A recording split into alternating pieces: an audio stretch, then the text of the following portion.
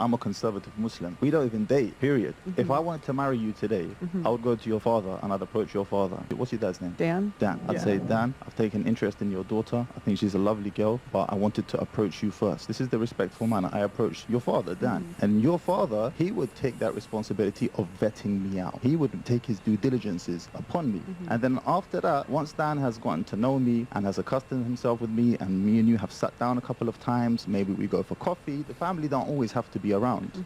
After that process, it's very swift and quick. At that moment, you and your father, Dan, will decide. You say to your dad, look, I like him or I don't like him. And then after that, your dad will be like, okay, we're going to make this happen or we don't make this happen. And in this way, I don't mess around with Dan's daughter. Dan's daughter is able to maintain one of her most valuable assets, which is her chastity.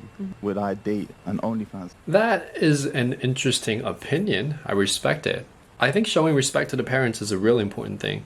I think exploring sexual compatibility before marriage is really one of the big key factors of why people don't work out.